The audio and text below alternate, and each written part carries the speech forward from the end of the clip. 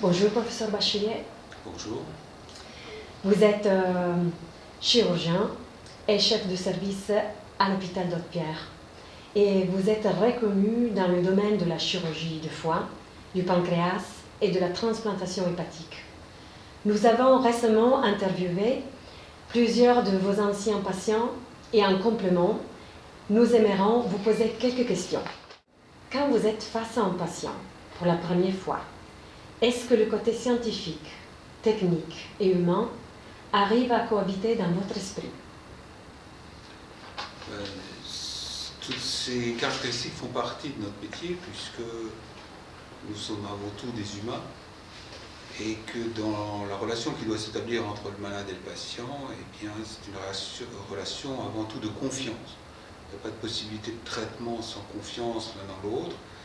Et c'est comme ça qu'on arrive progressivement à connaître à la fois le patient, à essayer de connaître mieux sa maladie et à pouvoir donner le traitement le plus approprié à cette maladie. Évidemment, tout cela fait intervenir la technique, la science, les connaissances et évidemment agrémenté d'un peu d'humanité. Bien, bonjour à tous, je suis Gilbert Lancier. Je suis aujourd'hui devant vous pour témoigner de ce que j'ai vécu en 2014. Donc, en fait, en février 2014, après 15 jours en Thaïlande et puis une activité professionnelle très développée à ce moment-là, j'ai eu des symptômes de brûlure pendant que je fumais et ça a attiré mon attention, donc j'ai souhaité passer des examens. Et à ce titre, on a découvert que j'avais une tumeur au pancréas. Donc, mon médecin de famille à l'époque m'a orienté vers le professeur Bachelier. Et c'est à ce titre-là que j'ai pu le rencontrer pour valider le constat que, effectivement, j'étais atteint d'un cancer au pancréas. Et puis, il m'a proposé de suivre un parcours qui ne permettait pas de faire autrement que dans un premier temps d'être traité en chimio, puisque je n'étais pas opérable, et puis par ailleurs ensuite être opéré. Alors j'ai été marqué dans ce processus par deux choses en fait, par à la fois la partie chimio que j'ai pu avoir à l'hôpital de Mulhouse, où c'était assez traumatisant de se retrouver à 20-25 dans la même pièce, avec une forte présence, enfin que des malades, quoi. Si j'avais oublié j'étais malade, je ne risquais pas de l'oublier ce jour-là. Et puis la deuxième chose qui m'a marqué, c'est la quinzaine de jours en soins intensifs après l'opération. J'ai été aussi j'ai été traumatisé par les propos d'un oncologue sur Strasbourg qui, lorsque je lui ai demandé si pendant la chimio je serais mal fatigué un jour après ou pendant, enfin, m'a répondu, mais monsieur, pendant votre chimio, vous ne pourrez rien faire. Ce qui n'a pas été le cas, puisque j'ai pu réussir à combattre cette maladie grâce à l'action des médecins, et notamment du professeur, mais surtout le fait que j'ai été, à tort ou à raison, mais j'ai été dans le déni complet. Et je pense que ça m'a permis de faire face à cet événement. J'ai particulièrement apprécié les entretiens avec le professeur Bachelier par leur caractère assez cash, assez clair et assez précis. C'est ce qui m'a permis d'avancer de manière très positive.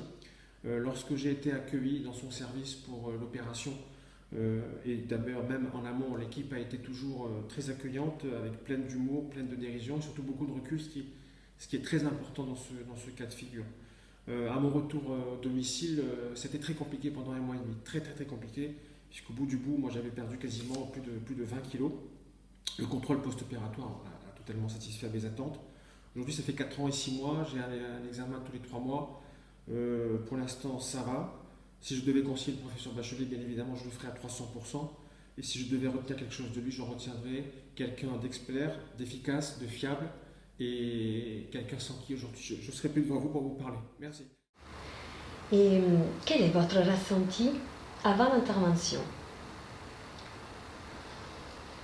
Lorsqu'on décide d'une intervention chirurgicale, surtout quand il s'agit d'interventions majeures dans le domaine de la cancérologie, il est évident que le premier sentiment qu'on a, c'est d'essayer de rendre service aux malades qui bien entendu, après un diagnostic de cancer, est désemparé et souhaite évidemment qu'on arrive à le débarrasser de sa maladie. Le sentiment, eh bien, c'est un sentiment un peu d'un contrat qui a été passé avec le malade et qu'on veut essayer de lui rendre le plus service possible en sachant que eh bien, les connaissances de la médecine, de la science ne sont pas encore suffisantes pour qu'on puisse arriver à 100% à guérir ces maladies, bien que probablement dans le futur, les progrès feront que ce sera plus facile et ça sera également plus facile pour nous de dire aux malades, ben voilà, vous avez une maladie cancéreuse, on peut vous appliquer tel et tel traitement avec des chances relativement importantes de guérison.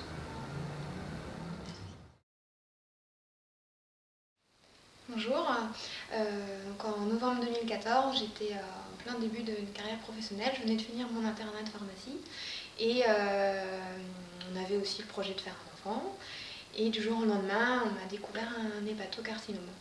Et donc j'ai eu une douleur brutale qui a démarré au niveau de l'épaule. Et au début on ne savait pas du tout ce que c'était et j'ai commencé à vomir et les douleurs étaient de plus en plus insupportables. Et alors, comme on est dans le milieu médical, on a suspecté une étiologie au niveau du foie et donc j'ai fait une échographie hépatique et effectivement on a découvert un nodule au niveau du foie. Et par un contact un médecin qui travaille avec le professeur Bachelier, on m'a fait hospitaliser pour calmer les douleurs qui étaient vraiment très intenses. Et donc j'étais hospitalisée en gastro-entérologie et ensuite, dès le lendemain, le professeur Bachelier a vu mon dossier, a programmé l'opération. J'ai été opérée une semaine après le début de l'hospitalisation. Donc tout s'est enchaîné très très vite. Est-ce que les symptômes ont une longue durée ou... Donc, pendant 24-48 heures, j'ai eu très très mal à l'épaule et commencé à avoir des douleurs abdominales. Et en fait, quand j'étais hospitalisée, on m'a tout de suite mis un traitement morphinique pour calmer les douleurs. Donc après, une fois que j'étais sous morphine, ça allait, je supportais la douleur et j'étais un peu shootée. Voilà. Avant l'opération, du coup, finalement, quand j'étais à l'hôpital, je ne ressentais plus toutes ces douleurs. Bien sûr. Ça allait beaucoup mieux. Et quel type de parcours vous a été proposé? Donc j'ai eu, dès que je suis arrivée, j'ai eu un premier scanner, ensuite une IRM. Et puis après, on a programmé l'opération parce que la tumeur faisait 20 cm de diamètre, donc il fallait, et comme c'était douloureux, il fallait de toute manière l'enlever. Et donc ensuite j'ai eu l'hépatectomie. Et après j'ai été hospitalisée dans le service de Monsieur Bachelier pendant 3 semaines. Et donc ensuite les soins qui vont avec l'intervention. Et voilà.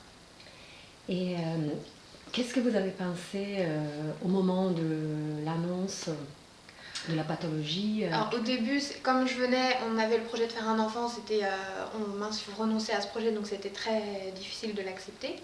Et la deuxième chose, c'était mais je vais avoir une énorme cicatrice, comment il va réussir à m'enlever une partie du foie? Je pensais qu'il allait me faire une cellio. Et non, il m'a dit non, on va vous ouvrir. Et c'est vrai, j'étais jeune, j'avais 27 ans, c'était l'image de mon corps qui était ce qui m'est venu dans un premier temps, ce qui est complètement bête, parce qu'en fait, j'avais quand même une maladie grave, il fallait l'opérer.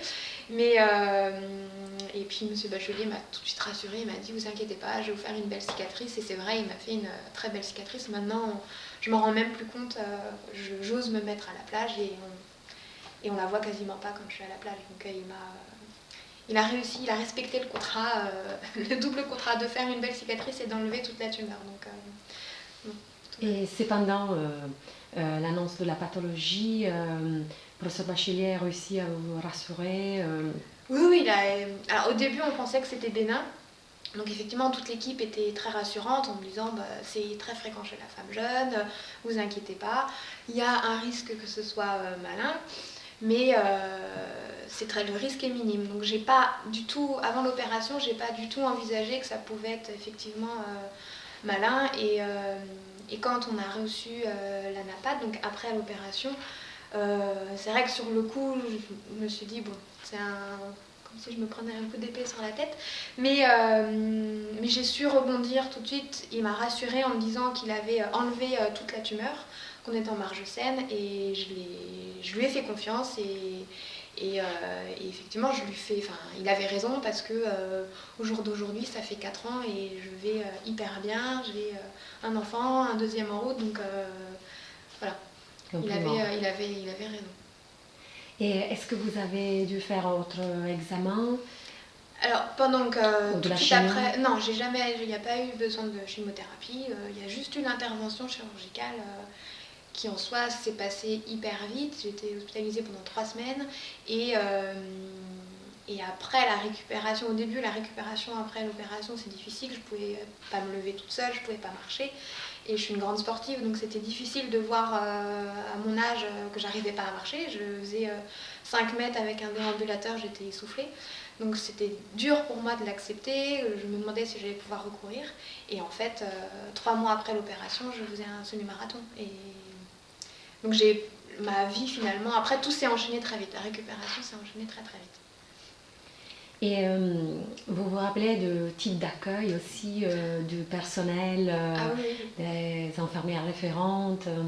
Alors effectivement, j'étais accueillie dans le service par une infirmière d'accueil qui a été adorable. Je me souviendrai toujours, elle ne travaille plus maintenant à l'hôpital, mais elle m'a accueillie vraiment très chaleureusement. Et toute l'équipe du service, toutes les infirmières, les aides-soignantes, elles étaient aux petits soins avec moi. Au début, je vomissais beaucoup. Elles couraient à chaque fois pour me rapporter un haricot pour vomir. Les aides-soignantes, elles me coiffaient le matin. Enfin, c'était vraiment pour que je me sente le mieux possible. Les bas de contention, j'avais pas les vieux bas de contention de l'hôpital, j'avais des super beaux bas. Enfin, c'était vraiment, elles étaient adorables avec moi. Et est-ce que vous avez quand même gardé le contact avec le service pour les contrôles? Oui. Alors, de toute façon, la première année après l'opération, je voyais le professeur Bachelier tous les 3 mois. Je faisais des IRM ou des scanners en alternance et ensuite je le voyais en consultation. Et je voyais les infirmières référentes également. Et effectivement, comme je travaillais à l'hôpital, j'ai pu aller de temps en temps rendre visite au service dans lequel j'étais hospitalisée et voir les infirmières. Et je pense que j'oublierai jamais ces personnes. Et professeur Bachelier, vous le considérez comment? Pour moi, c'est un très très bon chirurgien et très humain et très attentionné avec ses patients. Il était là tout le temps quand j'étais hospitalisée, il venait matin et soir, le week-end. Je me souviens qu'il partait en congrès, mais même après son congrès, il revenait, il était 9h le soir, il venait me rendre visite. Et non, il était vraiment très rassurant. Et puis à booster aussi pour pas qu'on reste enfermé dans notre pathologie ou à déprimer. Il nous boostait bien, donc non, vraiment un très bon médecin. Qu'est-ce que représente pour vous chaque patient? Chaque patient est, je dirais, unique quelque part, puisque dans notre domaine d'expertise, eh bien, les maladies, même si on les catégorise dans certaines cases, eh bien, sont souvent malheureusement différents. Et par exemple, un cancer du pancréas eh bien, n'est pas forcément identique à un autre cancer du pancréas. Et chaque patient doit être considéré pour sa maladie, qui est différente de patient et patient, mais également de son approche à lui-même de la maladie. Donc je dirais que chaque patient doit être analysé de façon tout à fait personnelle et que ces entretiens, souvent multiples avant de prendre décision pour une indication opératoire, eh bien, ces entretiens font que le patient nous connaît mieux et nous connaissons mieux le patient. Et c'est à l'issue de ces différents entretiens qu'on prend au mieux la décision de traitement. Et donc, je dirais, oui, chaque patient est un cas tout à fait particulier pour lequel il faut bien analyser la situation et pouvoir lui donner une réponse adaptée à sa situation, qui est malheureusement souvent une maladie cancéreuse dans notre domaine d'expertise. Bonjour, je m'appelle donc Francis Lorenzini, j'ai 74 ans.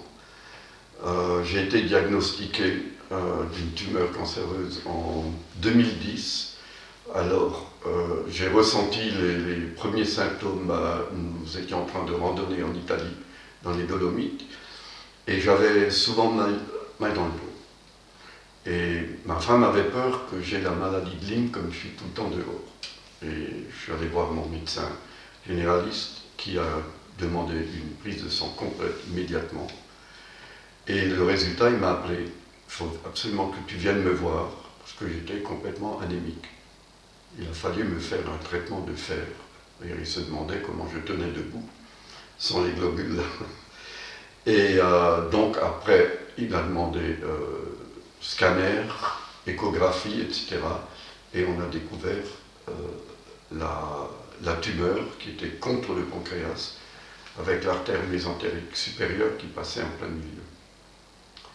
Donc compliqué, je suis parti à Mulhouse, où ils m'ont tout de suite dit que ce n'était pas opérable comme c'est, et qu'il fallait faire de la chimio pour faire rétrécir la tumeur.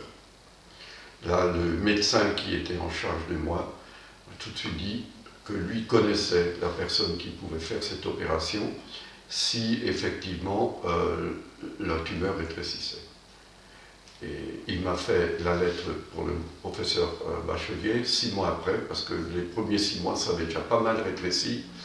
Et on a repris encore une fois pour 6 mois, mais qu'on n'a pas terminé parce que le professeur Bachelier a dit que j'ai besoin des globules blancs. Alors on arrête la chimio et on opère.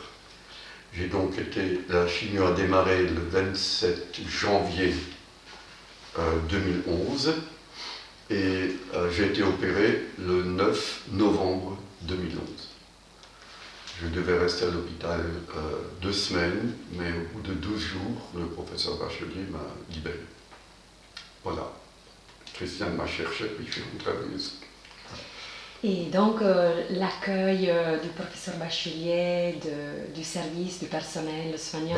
L'accueil à Haute-Pierre était extraordinaire, a démarré par le professeur Bachelier qui nous a reçus la première fois, a pris tout son temps, plus de 2 heures, pour nous expliquer ce qu'il allait faire, jusqu'à ce qu'on ait bien compris la complexité de l'opération et ce qui allait se passer. Les infirmières, quand je suis arrivé, tout le monde était fantastique. Moi, l'infirmière principale que j'avais à l'époque, c'était Chantal, qui est à la retraite maintenant, mais qui était super gentille.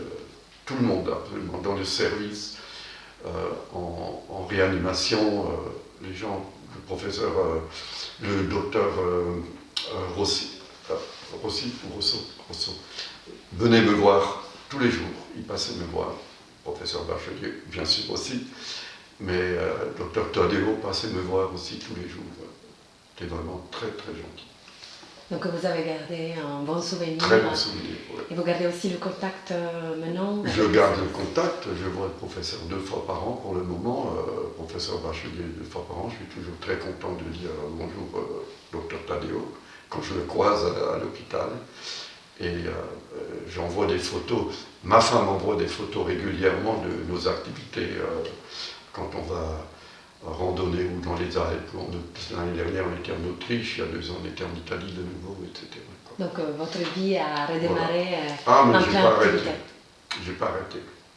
J'ai décidé je continuerai à vivre comme j'ai toujours vécu, c'est-à-dire je prends l'apéro tous les midis avec ma femme et on boit notre verre de rouge en mangeant, etc.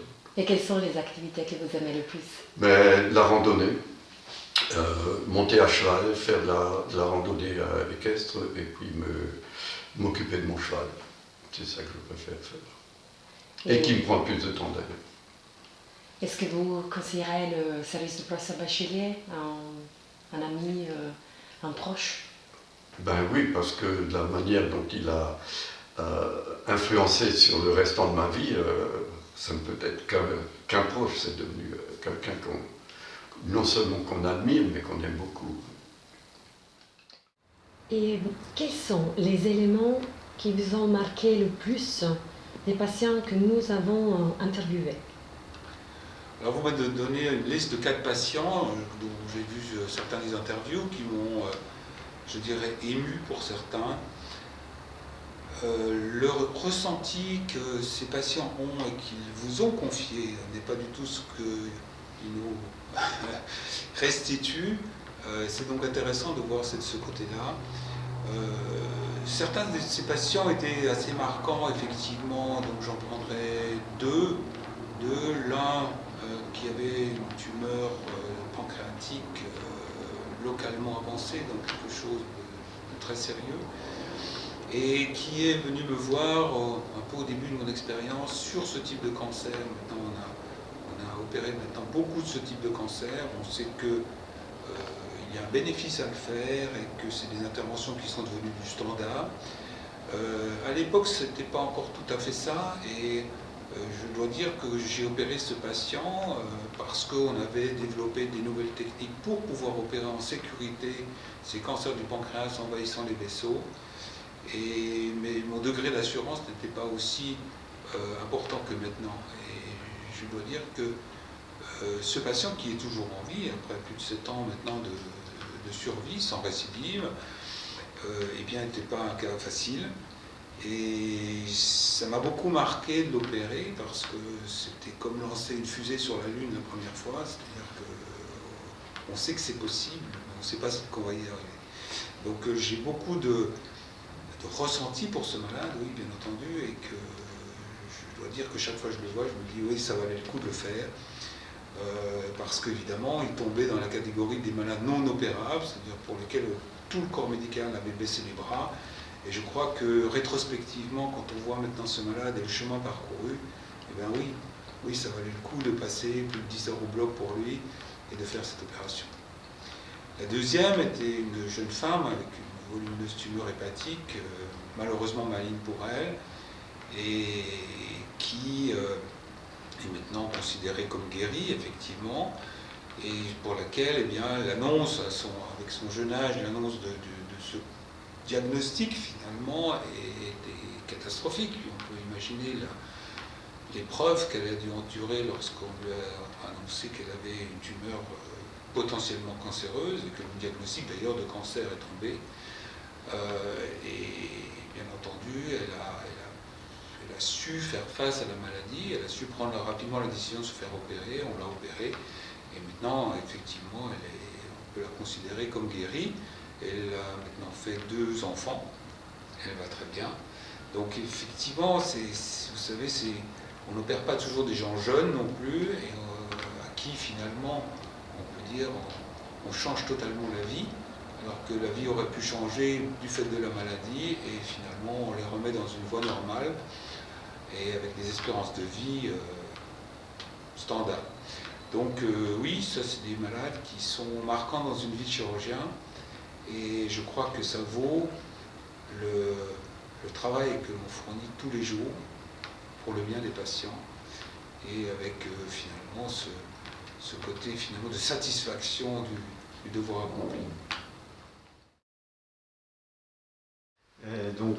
Je suis médecin généraliste, de campagne, médecin rural, comme on dit, médecin de famille. J'exerce dans un village de 2000 habitants depuis 1976. C'est un métier que j'adore, je m'épanouis énormément dans mon travail, je descends à ma consultation tous les matins avec un plaisir fou. Et donc, un jour, j'ai commencé à avoir des diarrhées alors que je n'ai jamais eu le moindre problème médical, je ne sais même pas ce que c'est un mal de tête. J'ai commencé à avoir des diarrhées et à perdre du poids, sans raison. Quelques mois après, j'ai commencé à avoir des petites douleurs nocturnes, des douleurs abdominales, mais pas très importantes finalement, des douleurs très supportables. Mais comme la perte de poids continuait, les diarrhées continuaient, j'ai quand même consulté un ami gastro-entérologue qui a commencé à faire des examens, donc des échographies, un scanner, une endoscopie complète. et on ne voyait rien, tous les examens étaient normaux, sauf le scanner le radiologue répondait qu'on ne voyait pas très bien le pancréas. Voilà, c'était tout ce qu'il y avait. Et puis donc ça continuait comme ça pendant 2 ans. Et pendant la dernière année, je préparais le mariage de mon fils, de mon deuxième fils. Et donc le jour du mariage, j'avais mauvaise mine, tout le monde trouvait que j'étais fatigué, que j'avais maigri, etc. Et donc ma femme a pris le taureau par les cornes, j'allais dire, et a appelé le gastro-entérologue en lui disant, écoutez, maintenant ça suffit, il faudrait peut-être quand même faire des choses plus concrètement, hein, pour faire avancer le diagnostic. Sur ce, donc mon ami gastro m'envoie à Colmar, chez un spécialiste, un écho endoscopique, qui m'a fait donc cet examen sous anesthésie générale le lendemain du mariage de mon fils. Quand je me suis réveillé donc, de l'anesthésie générale dans ma chambre, donc le médecin est venu à mon chevet, il m'a dit, écoutez, j'ai 2 nouvelles, une bonne et une mauvaise. Par laquelle je commence? J'ai dit, commencez par la mauvaise tout de suite. Il me dit qu'il a vu une tumeur au niveau de la tête du pancréas et que c'était probablement une tumeur cancéreuse. La bonne nouvelle, je l'attends toujours. Je ne sais pas quelle était la bonne nouvelle. Je présume que c'était la taille de la tumeur qui n'était pas trop importante, qui était inférieure à 2 cm. D'accord. Et c'était dans quelle année que ces symptômes se sont annoncés? Donc ça, c'était en 2009, mais les symptômes avaient commencé en 2007. D'accord. Et quels sont, si je puisse me permettre de vous demander, les mots qui vous ont marqué les plus, soit dans l'annonce, soit dans les réactions de votre famille, des proches? Comment avez-vous vécu cette, on va dire, mauvaise nouvelle? Oui, je dois dire que c'était quand même un coup de tonnerre, hein, dans le ciel serein, comme on dit. C'était assez dur, d'autant plus que ma femme travaille et que j'étais seul à cet examen. Et donc j'étais seul dans cette chambre pour avoir ce diagnostic. J'ai dû rentrer à la maison donc, en voiture, seul, pour annoncer ça à ma femme. Enfin, je lui ai annoncé au téléphone déjà. La première réaction de ma femme, c'est que, eh ben, on va se battre et tu vas t'en sortir. C'était effectivement ce qu'il fallait me dire et ça m'a donné du courage, ça m'a donné effectivement envie de me battre. Et mes enfants étaient là aussi, ils m'ont entouré et je pense que c'était très important d'avoir cet entourage, ce soutien. Très bien. Et donc vous avez à ce moment-là commencé, j'imagine, un nouveau parcours de vie, donc des examens, des biopsies et autres. Comment avez vécu tout ça et quel laps de temps a ces parcours pris?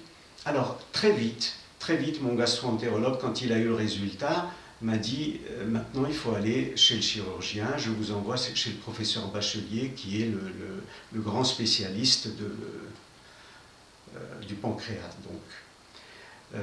J'ai donc pu obtenir un rendez-vous assez rapidement chez le professeur Bachelier et quand je me suis présenté à la consultation, là j'ai été complètement effondré parce que M. Bachelier était très, comment dirais-je, très professionnel, très technique. Il nous a reçus, ma femme et moi, et ma fille aussi, qui était en Angleterre et qui est venue spécialement, qui a interrompu ses études.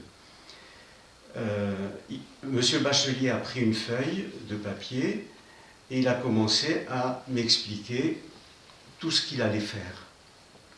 Et c'est là que j'ai pris une tuile sur la tête, parce que j'avais l'impression qu'il allait tout enlever. En tant que médecin, effectivement, je suis un petit peu au courant, mais tout de même, quand il a dit qu'il allait enlever une partie de l'estomac, le duodénum, la tête du pancréas, enfin, qu'il allait faire un montage comme ci et comme ça, j'étais effondré. Et donc ça, c'est bien compréhensible, c'est un peu un choc. mais si je comprends bien, il a pu vous expliquer quelles étaient les différentes étapes de ce qui allait se passer. Bien sûr. Et ensuite, comment ça a été les temps passés entre cette explication et l'arrivée d'un service pour les jours J? Oui. Alors, il y a une phrase que je garde encore en mémoire. Le professeur Bachelier m'a dit on va vous faire le signe de Mercedes. Le signe de Mercedes. En fait, il parlait de la forme de la cicatrice, de la forme de l'ouverture abdominale. Je pensais qu'il plaisantait. En fait, non, pas du tout. Il ne plaisantait pas. Quand je me suis réveillé et que j'ai vu, effectivement, la cicatrice avait une forme de Mercedes. Et quand vous êtes arrivé pour les jours J, comment ça a été l'accueil d'un service de chirurgie générale, hépatique, endocrinienne et des transplantations? Alors, l'accueil, je suis arrivé, je crois, un dimanche soir pour être opéré lundi matin. Dimanche soir, le service était très calme. Ça a ajouté un petit peu à mon angoisse, parce qu'effectivement, je rentrais dans ce service en pleine santé, et j'ai dit à ma femme, là maintenant je suis en pleine forme, en pleine santé, je ne sais pas dans quel état je vais sortir si je sors un jour de ce service. L'accueil était formidable, était très chaleureux, j'ai été pris en charge de façon extraordinaire par Chantal et son équipe. Et donc le professeur Bachelier est venu me voir quelques heures après, et j'ai été programmé pour le lendemain matin. Donc. Et suite après à l'opération, j'imagine que les soins, donc ils ont perduré pendant quelques jours et semaines, jusqu'au jour de la sortie. Tout s'est bien passé? Parfaitement, tout s'est bien passé. Je crois que j'ai passé une semaine en soins intensifs, jusqu'à reprise du transit, il me semble. Je n'ai plus de souvenir exact. Et puis on m'a transféré au service, et là, bon, ça s'est très bien passé, sauf les douleurs au début, etc., bien entendu. Et là, c'est moi qui ai demandé en fait à sortir avant, qu'on me libère avant, parce qu'il y avait une fête familiale qui m'attendait, et mes enfants qui étaient venus de Paris, de Nice, un petit peu partout. Et je tenais absolument à être là. Monsieur Bachelier a accédé à ma demande, très gentiment, effectivement, alors qu'il aurait voulu me garder encore une semaine ou deux. Et donc j'ai passé 15 jours en tout en hospitalisation. Donc, vu de cette fête, les rentrées à la maison a été plutôt sympathique, mais néanmoins, qu'est-ce que vous pensez de la qualité du contrôle post-intervention, du suivi, les contacts réguliers que vous avez encore aujourd'hui avec les services? Écoutez, je ne peux avoir que des éloges à formuler pour toute l'équipe de ce service, pour M. Bachelier, pour ses adjoints, pour les médecins. J'ai toujours été très satisfait des soins que j'ai reçus, aussi bien techniquement, médicalement, et je peux en parler en tant que médecin, que humainement. C'est vraiment formidable. C'est un service que je recommanderais à ceux qui ont le malheur d'avoir un problème comme ça. Vous opérez beaucoup de patients, des cas difficiles de cancer du foie et du pancréas. N'éprouvez-vous pas parfois une certaine lassitude?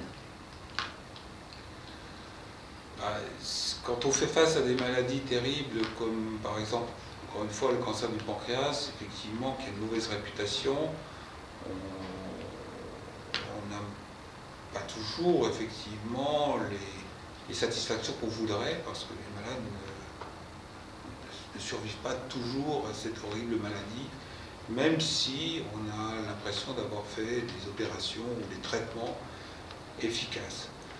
Alors, on pourrait se dire, à quoi bon tout cela?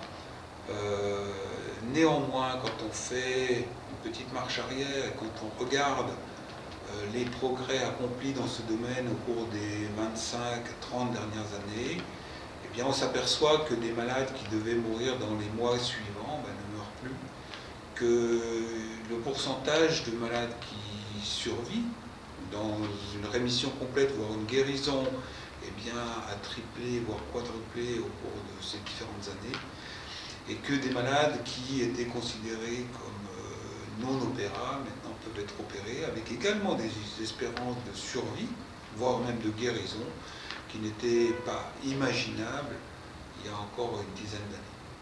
Donc oui, on peut être un peu las de temps en temps, mais je crois que quand on regarde les malades qui vont bien, là on oublie tout de suite cette lassitude et ça nous encourage à remonter sur le vélo pour pédaler encore un peu plus fort et essayer encore un peu plus d'aller de l'avant. Surtout que les progrès de la médecine vont faire probablement dans les prochaines années que de nouvelles molécules, de nouveaux traitements permettront de rendre accessible à la chirurgie beaucoup plus de malades. Je vous remercie beaucoup pour ce Merci à vous.